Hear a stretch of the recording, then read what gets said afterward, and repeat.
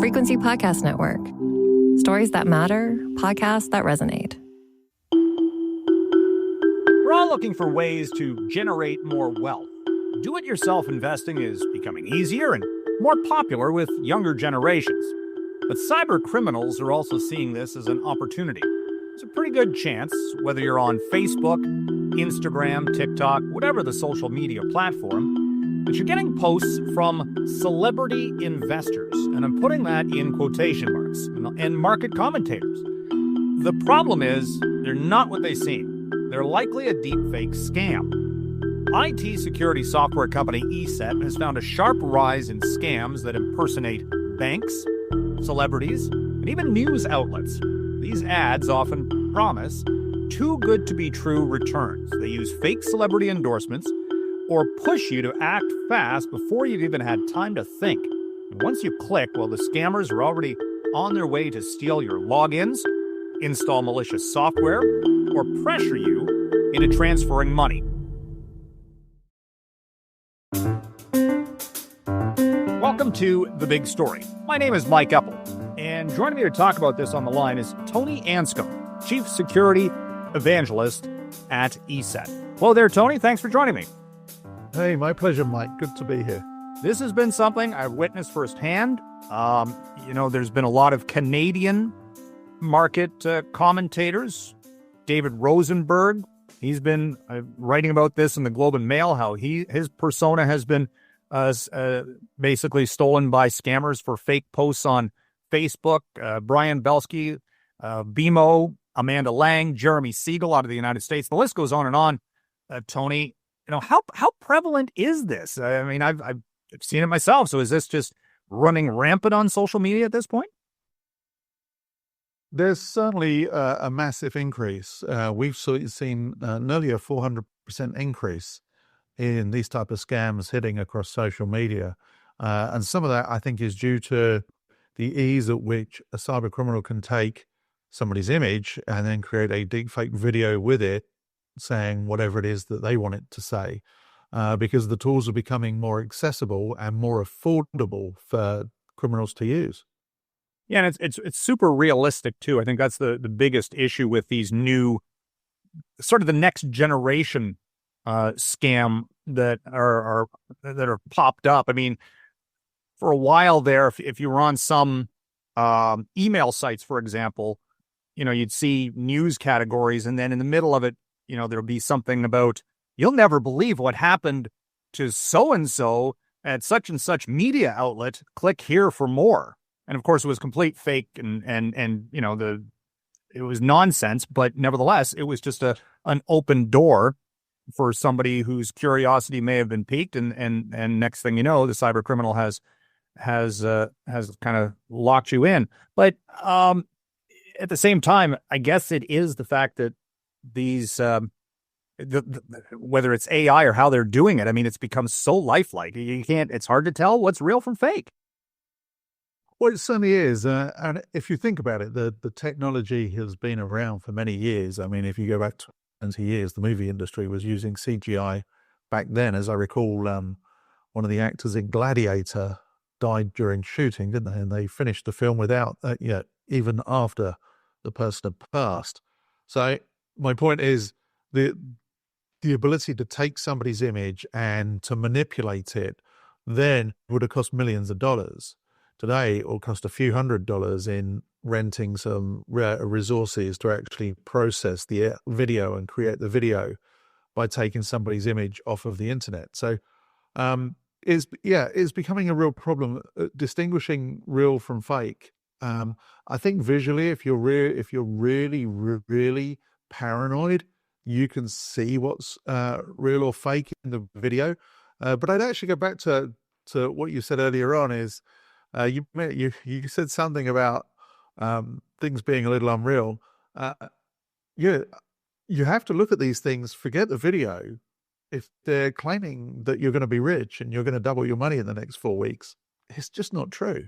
Otherwise, you and I wouldn't be here, would we, Mike? We'd be on some beach somewhere. Well, that's always been a question. It's like, well, if you're so well to do with your investment techniques, why are you trying to sell a book for $12, but maybe that's another issue. But having said that, is there one thing that, is there a tell on these ads or fake accounts where, other than just, invest with me and I'll get you, such and such a rate of return, huge rates of return in a very short order? Is it that simple? Yeah, I mean, there's certainly the claims of riches on the adverts themselves, or of big returns. I mean, if you could get returns like that, then your own bank would be contacting you and asking you to make those types of investments, or your 401k company would be. So, firstly, if really is social media the place that you want to find a financial advisor, so to speak, or take financial advice, knowing that much of what you see on social media is often fabricated, is often manipulated in some way, and unfortunately passed around an awful lot. So I think you have to look at where the source of where you're reading it, what it's actually asking you to do. And then, the last part, you mentioned celebrities and news anchors and people that in the business that have had their images taken in this way. Would those people endorse a financial product in this way? And in many cases, if it's a news anchor, then they probably wouldn't, because if something went wrong, it would end their career.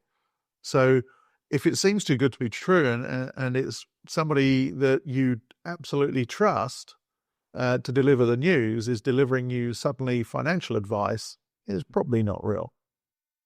Well, some of the ones related to celebrity news, if you will, is more to do with, I think, trashy tabloids, that kind of realm of media. Maybe that's the curiosity factor. The newest ones, though, dealing with specifically financial investment advice, are maybe the next generation of all of this. Is there a belief or a misguided belief from people who are on Facebook or TikTok that, this must be regulated somehow? This must be real, because a commercial on television, for example, wouldn't allow someone to, give out fake information or scams. It would be regulated.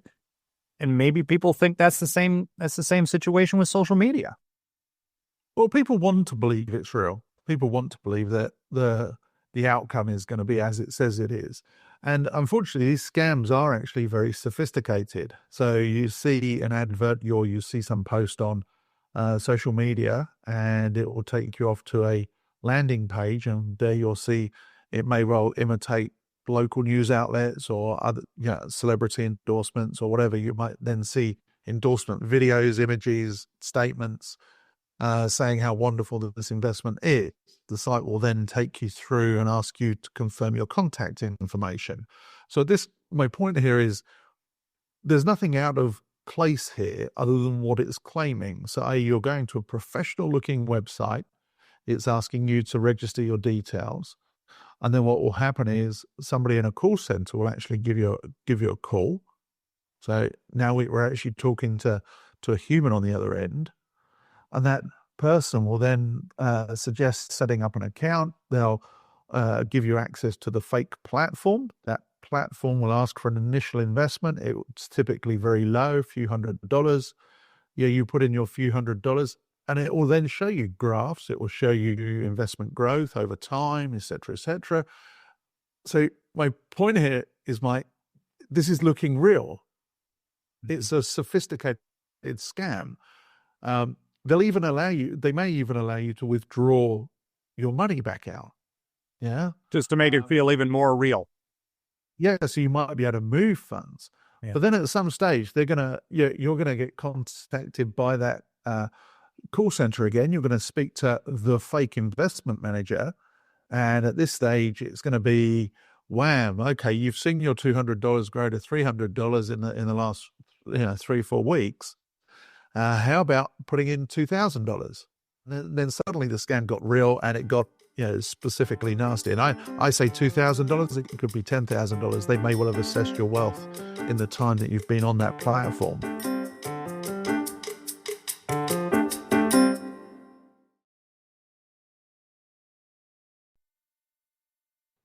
So I've spoken to some of the folks who've been affected by this, having their personas stolen and subsequently used by cyber criminals.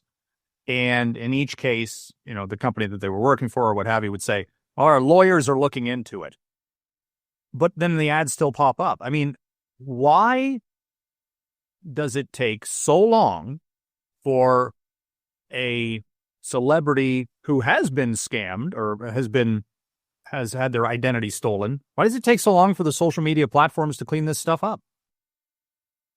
Well, the problem is it's so easy to create another account and then repost the content again, or to come on as a different advertiser. So create a different advertising company and pop those adverts back into the stream again.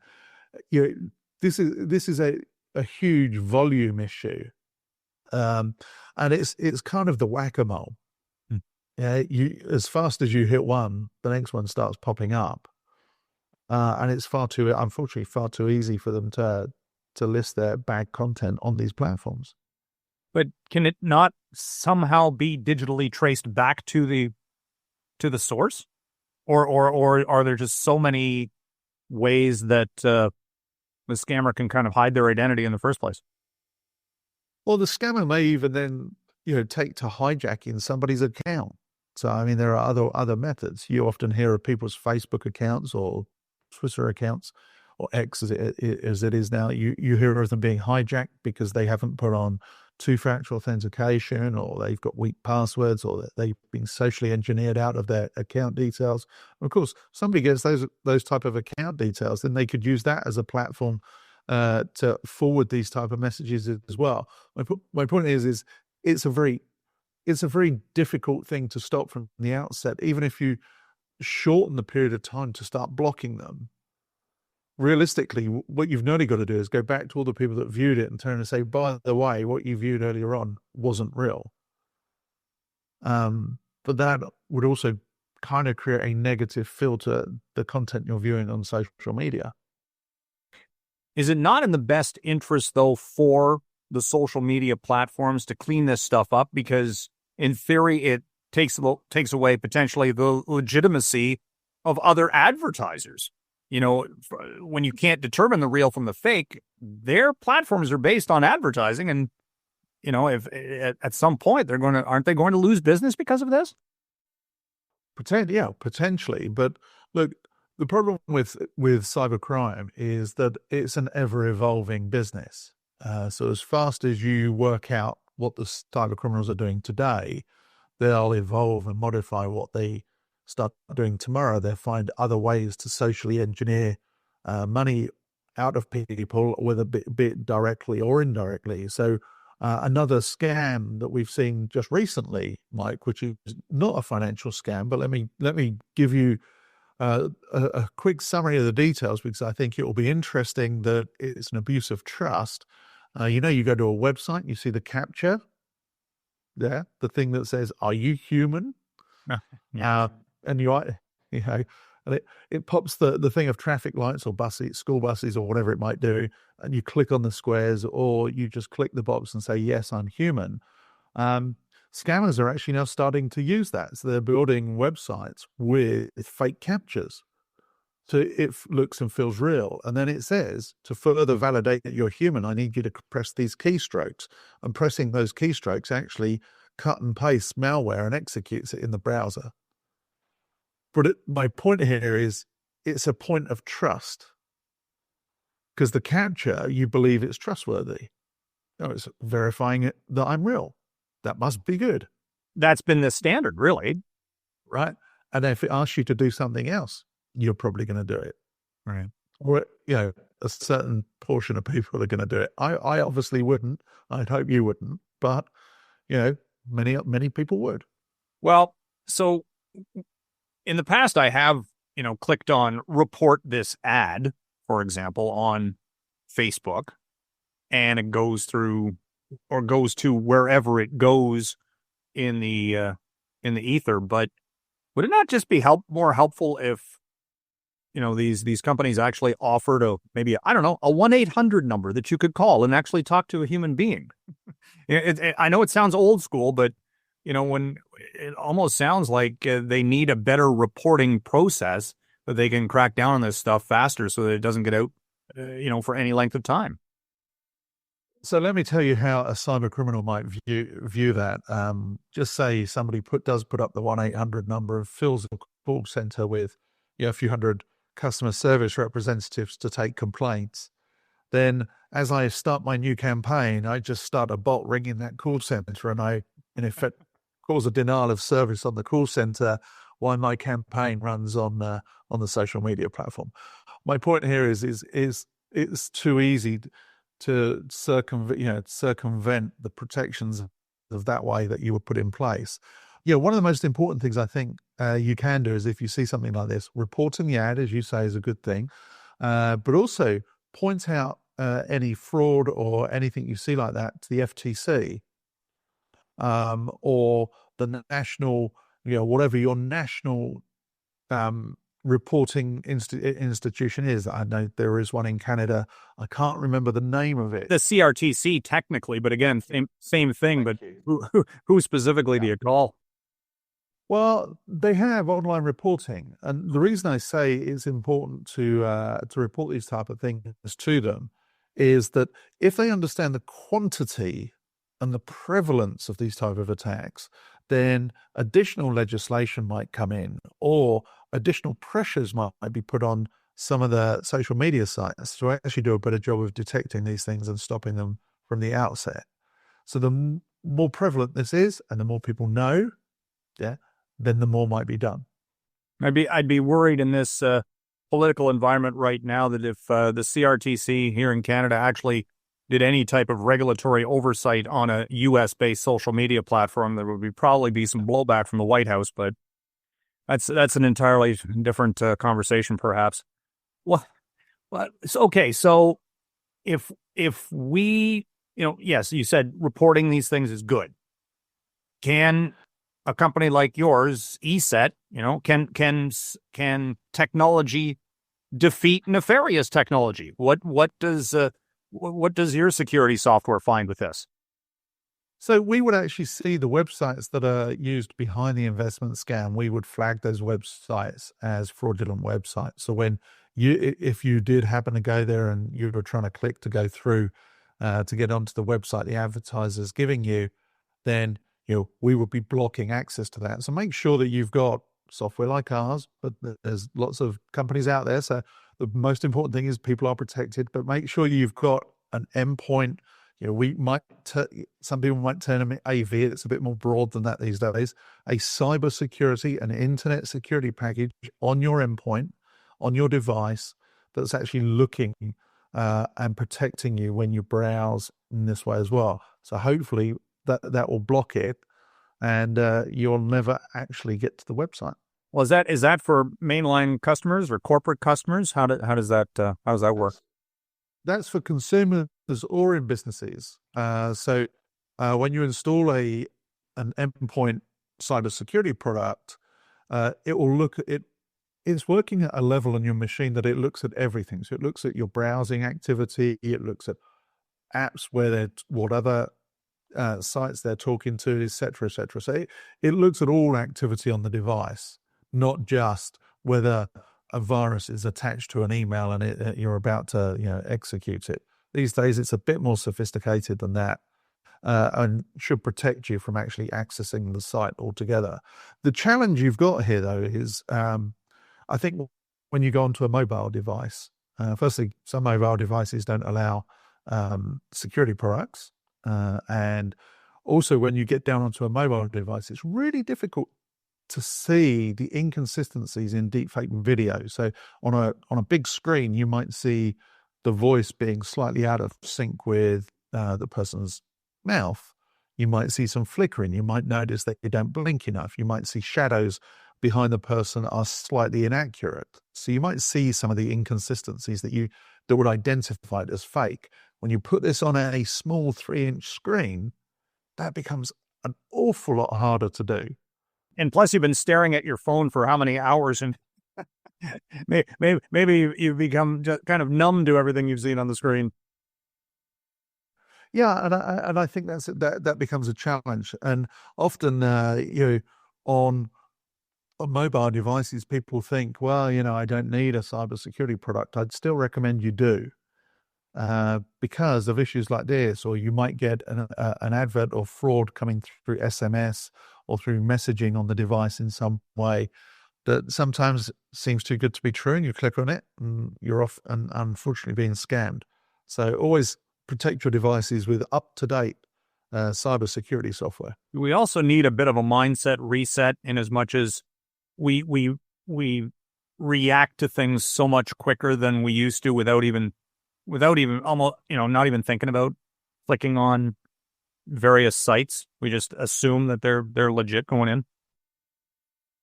That's very true. Yeah, something lands in your inbox and you see a link, and it's easy to click the link, isn't it? It's kind of second nature. Mm-hmm.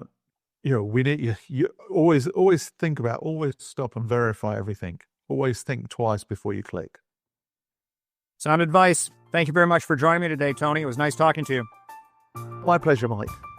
And that was The Big Story with Tony Anscombe, the Chief Security Evangelist at ESET. You can send us feedback on this episode or any other episode by emailing us at hello@thebigstorypodcast.ca. Or you can leave a voicemail at 416-935-5935. You can find us on the Seeker app or on all of your favorite podcast players. Please rate, review, follow, and share. Again, my name is Mike Eppel. You've been listening to The Big Story Podcast, and thanks for listening.